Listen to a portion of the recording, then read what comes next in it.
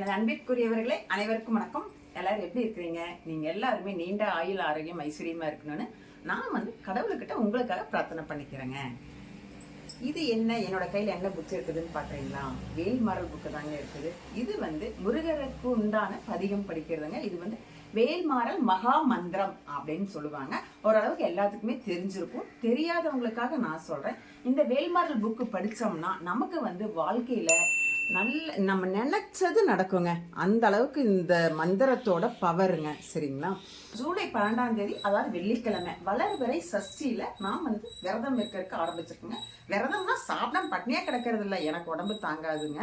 நான் காலையில் நேரத்தில் பிரம்ம முகூர்த்தத்தில் எந்திரிச்சு வேல்மாறல் படிக்கிறதா நான் 48 நாள் படிக்கிறதா நான் சங்கல்பம் எடுத்திருக்கிறேன். அதை முறைப்பிரகாரம் பண்றதுக்காக ஏற்கனவே போன தடவை 48 நாள் இருந்தா நான் முறைப்பிரகாரம் பண்ணல. அதுக்கே நல்ல பலன் எனக்கு கிடைச்சது.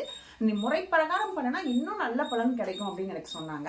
அதனால நான் இந்த தடவை முறைப்பிரகாரம் எப்படி பண்ணணும் அப்படிங்கிறத தெரியாதவங்க தெரிஞ்சுக்கிறதுக்காக நான் இந்த வீடியோ போட்டிருக்கிறேங்க.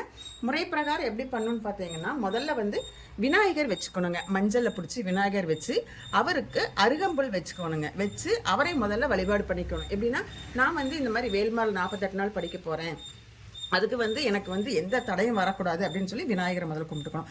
அதுக்கப்புறமா குலதெய்வம், உங்கள் குலதெய்வம், அவங்கவுங்க குலதெய்வம், அந்த குலதெய்வத்தை வழிபாடு பண்ணிக்கணும். நான் வேல்மாறல் படிக்கிறதுக்கு எனக்கு உறுதுணையாக இருங்க அப்படின்னு சொல்லிட்டு.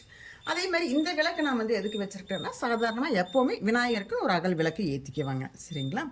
இப்போ வேல்மாறல் படிக்கிறதுக்காக எனக்கு செல்ஃபு தான் இருக்குதுங்க. அதனால் நான் அதுக்குள்ளாரே கீழே வச்சா கொஞ்சம் இடைஞ்சலாக இருக்கும் அப்படின்னு சொல்லிட்டு செல்ஃபு தான் இருக்குது. அதனால் நான் அதுக்குள்ளாரையே படம் வச்சு வேல் வச்சுருக்கிறேன். முருகர் சின்ன விக்கிரகம் வச்சுருக்கிறேன். கொடி இப்போ தான் நான் பள்ளியிலேருந்து வாங்கிட்டு வந்தேன். அது ஒரு வீடியோ போட்டிருந்தேன், பார்த்தவங்களுக்கு தெரியும். கொடி வச்சுருக்குறேங்க.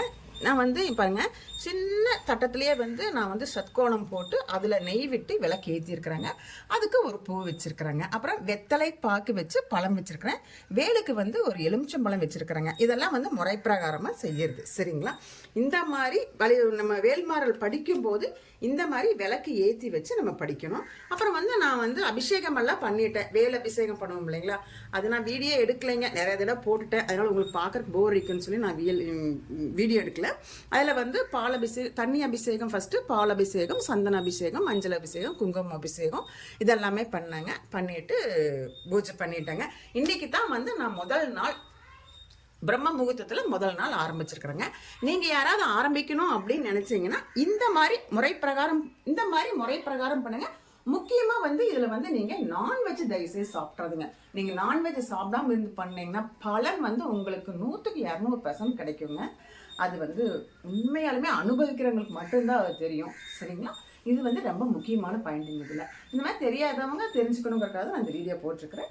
நீங்கள் ஆரம்பிக்கிறவங்க இது மாதிரி ஆரம்பிக்கலாம். சரிங்களா? அடுத்த தடவை இந்த புக்கை எப்படி முறைப்பிரகாரம் படிக்கணும் அப்படிங்கிறத நான் ஒரு வீடியோ போடுறேங்க. நன்றி, வணக்கம். நான் உங்களை அடுத்த தடவை பார்க்குறேன். அடுத்த வீடியோ நான் பார்க்குறேங்க.